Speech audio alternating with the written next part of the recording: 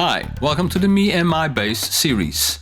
In this series, I will bore you with some interesting facts about some of the basses or bass-related, audio-related stuff. I will tell you how I did purchase it and why. Further, I will tell you my humble opinion about their playability and their sound.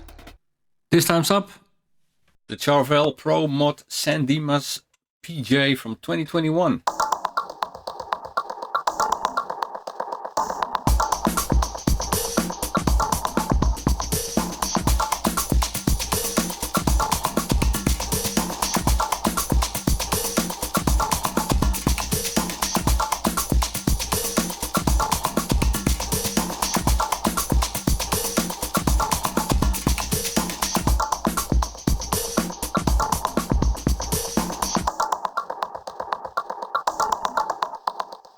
This bass is made in Mexico in the Mexican Fender factory, but more on that later. The body shape is a Pro Mod Dimas PJ4. The body material is older, the body finish is gloss.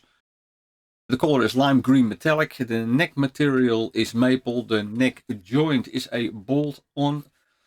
The fingerboard is caramelized maple. The fingerboard inlay is cream dots and the number of frets are 20. Jumbo frets, by the way.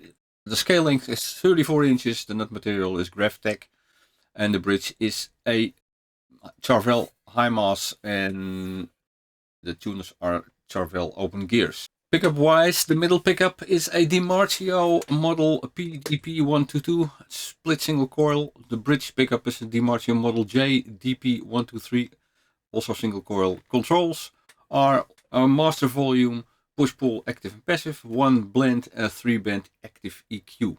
I swapped this bass with a guy from Herten, November 2023. Why did I buy this bass? Well, I just said I traded my Fender Player Jazz bass for this one. As they come from the same factory, they are not too far away from each other. But first, what and who is Charvel? Charvel is a brand of electric guitars founded in the 1970s by Wayne Charvel in Azusa, California, and originally headquartered in Glendora, California.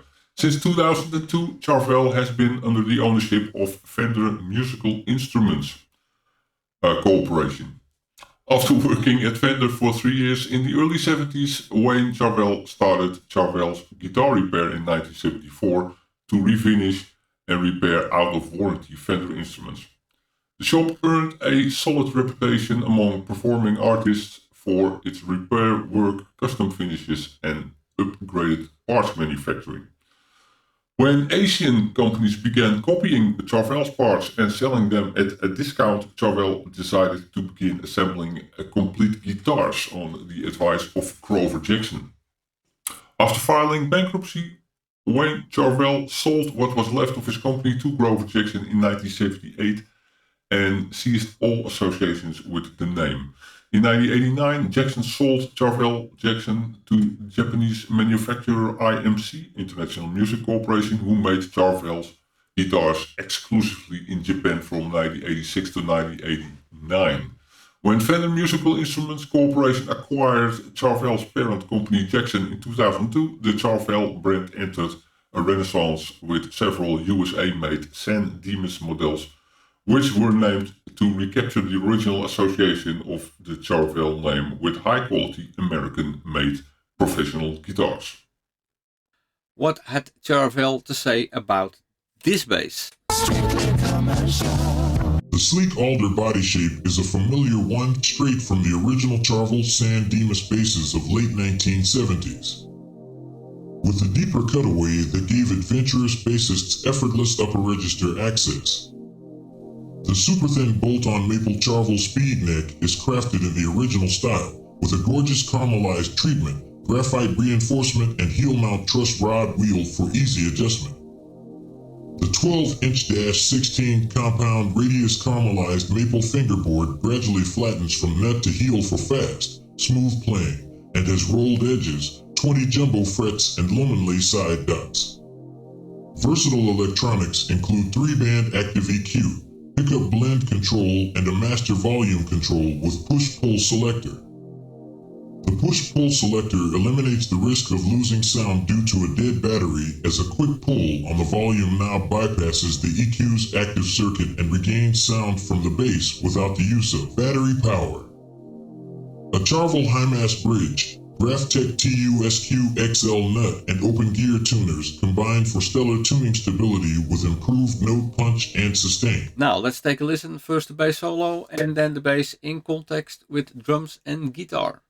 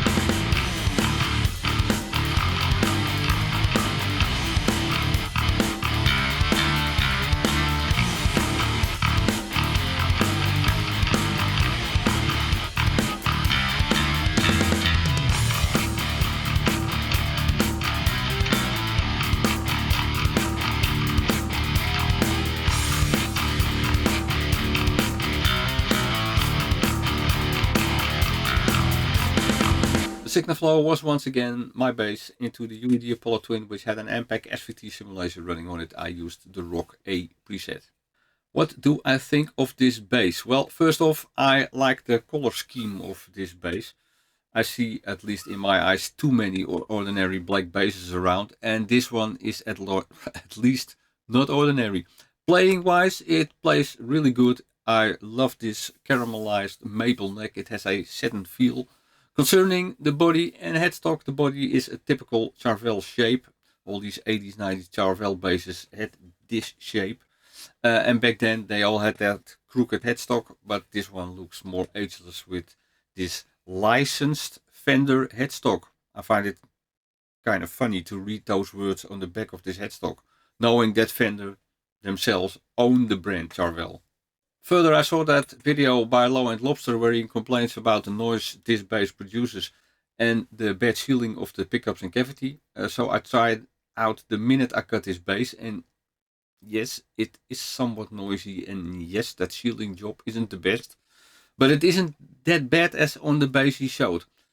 He also complained about the preamp, and indeed that is very transparent. So if you want to see how to replace an, at least in my ears, decent sounding preamp with something way more expensive, check out his video on that. I must admit it is strange when engaging the preamp. There is a considerable volume boost. The engaging happens when you push the volume knob down, and then the preamp works and the EQ is also working. When pulled up, the bass is in passive mode and the EQ doesn't work at all. Anyways, Low End Lobster lowered via an internal potentiometer the gain from this preamp, and then the sound is just exactly the same as in passive mode. Like I said, the preamp doesn't color the sound. But in fact, all you do when in active mode is switching on your active EQ. Well, that's it for this episode. If you like this kind of content, please like and subscribe, and I hope I see you in the next one. Thanks for watching. See you next time. Bye bye.